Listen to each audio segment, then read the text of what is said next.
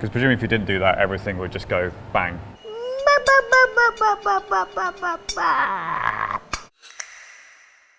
If you want more power from your engine, a good way to go about that is by fitting a turbocharger. Now, one option you have is to go for a hybrid turbo, but what does that actually mean and how is one of those made?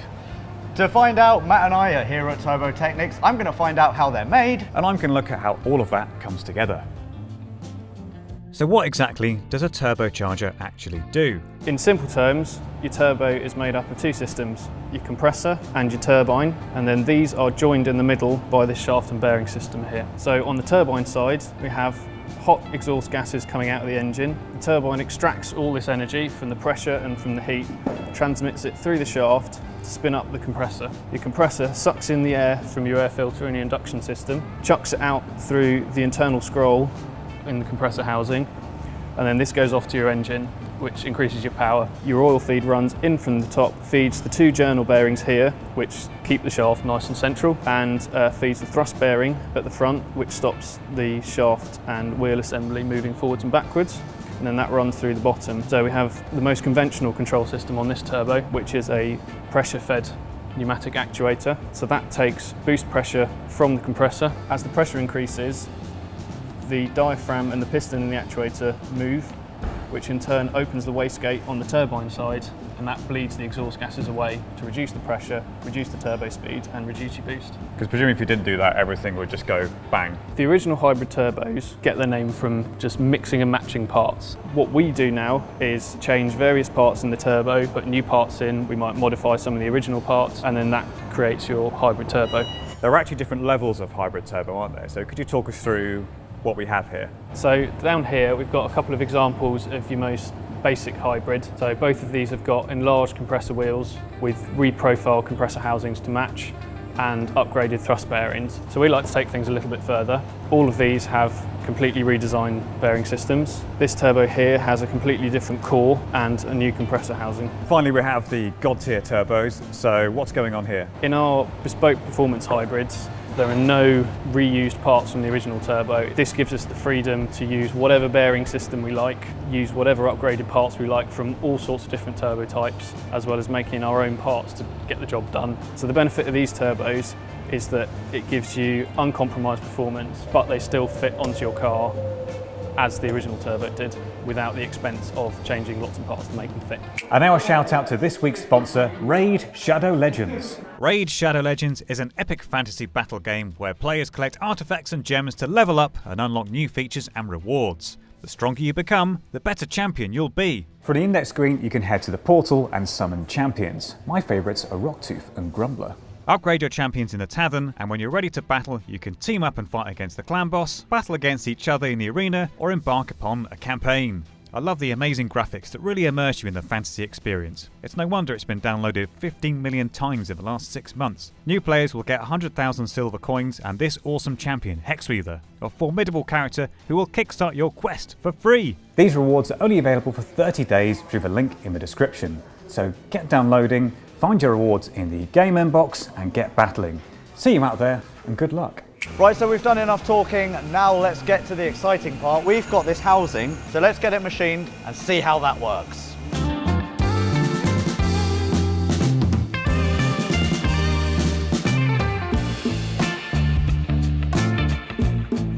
Right, so Matt, what's going on inside here? We've just put the housing in and now it's in some sort of massive washing machine. What's going on? So we attach the turbine housing casting to a fixture on the spindle, and then we use a sharp cutting tool to gradually remove material layer by layer. And the water there, that's just to cool everything down? Partly to cool both the tool and the part, and also to lubricate at the point of cutting. Right, so now that we have our machined housing, Matt, what is the next step? Machine the inlet flange here. Let's go.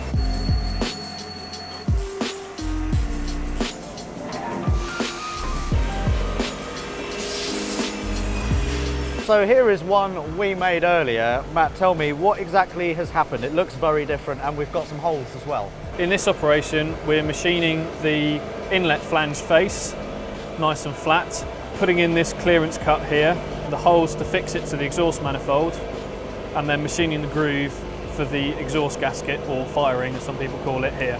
The next part is thrust bearings, which are really quite crucial to a turbo, aren't they? Quickly explain to me, what does a thrust bearing do? The thrust bearing is the part which stops the forward and backward movement of the shaft with the turbine and compressor wheels on it. So we need to get a good supply of oil to these parts to make sure that it stays exactly where it's supposed to be. So we machine this blank out of a piece of bar, and then we come over to this machine to put in the oil feed gallery, the ramping and the drain groove.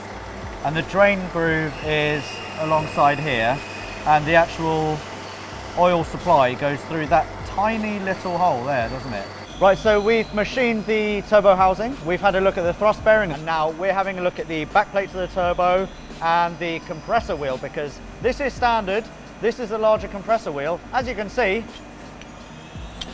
it doesn't fit. This is one that we made earlier, and look at that.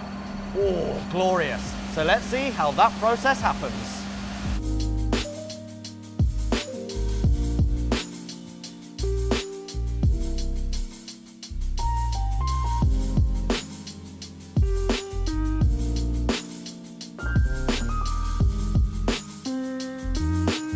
Because we've changed the bearing housing from the original, we need to make sure the standard oil feed still fits. So we have a little insert adapter, which we make here, specially designed for this turbo, which we then drill for in the bearing housing, tap it out, and then fit that in there.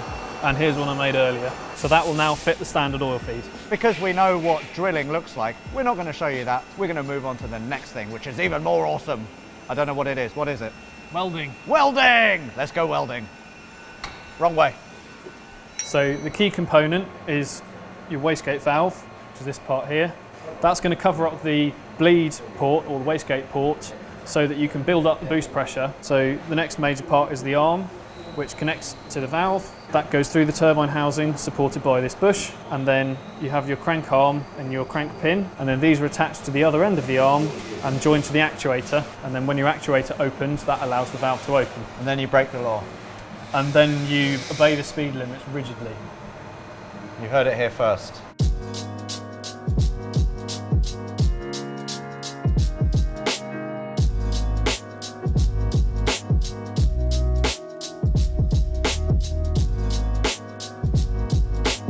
Right, so there you go. Production is done. Now we need to head to assembly, is that correct? That is correct. Any final words? Yes, I would like to say thank you very much for being with me. I'm now here with Dean, and he's going to show me how it all goes together, and maybe he'll let me try a few bits myself and then probably throw it in the bin afterwards because I've ruined it. This is the bearing housing, which is the first part we use on the core assembly. We have a circlip here that prevents the journal bearing from dropping out. The journal bearing has a anti-rotation plate on it, which is this part. That goes in next. And there's a circlip that holds that in. Got an O-ring here for the seal for the back plate. The next part is the thrust washer. And should it just That's drop in? fine, Or? that's it. It's Okay. just, it will sit there. The thrust bearing goes in on top of that. And then this is an oil deflector, which prevents the oil from returning back. Right, so this should just drop on there. This is the thrust collar.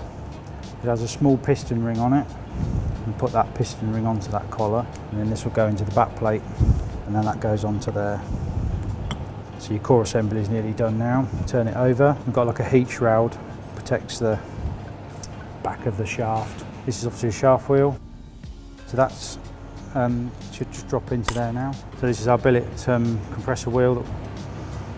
Nice, smooth fit. And then we have a nose nut, which is going to enable us to balance it as well. So with the core of the turbo finished, the next stage is to get it balanced. This is the oil feed supply. So I think we're ready to shut the door and run it up.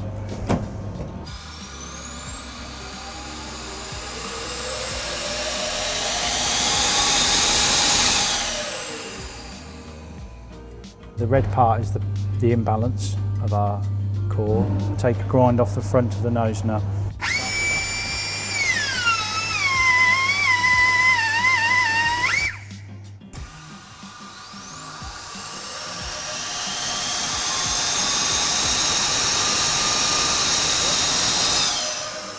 So we're looking a lot better now. And now it's good to go, and we can get the innards of the turbo into the housing. Which means it's back to the workbench. If you just take the core and just drop it into the turbine housing. Look at that. Clamp that holds the core into the turbine housing. So the next part is our compressor housing, an O-ring, which stops the air escaping. You can pop that on there if you like to. Just in that little groove there, that's it. And then the compressor housing. You'll just feel a bit of resistance, but it should just pop on. Okay, so we're just setting this compressor angle now, and then we'll just nip up 2 bolts that I've already put on the compressor housing so it doesn't move when we assemble the rest of it. This is the actuator bracket. Air fitting that goes into the compressor housing, and then it's the final part of it, which is the actuator. It's got like a protective heat shield if you wanted to poke that through there. And you've got 2, that's it, yeah. And then we've got the rod end lock nut, and then the rod end itself, which is the other bit, screws onto there. So we've got a dial here, you just wind it up to 0.4 on the 0.4 bar. That's perfect. Do the lock nut up on the actuator, and then put the little rod end clip on it so our rod end doesn't fall off. And before too long, this will be under the bonnet of the Fiesta, making it develop lots of power. Today's definitely been a school day for us. Hopefully it has been for you guys too. So all that we want to say now is a massive thank you to Turbo Technics for hosting us and for showing us the ropes. I guess all that's left to say now is make sure you subscribe to the Car Throttle channel by clicking on this link, and to check out more of these similar videos, the link is down there. Right, I'm going to now pick up my turbo because the guys have probably made me one, is that right?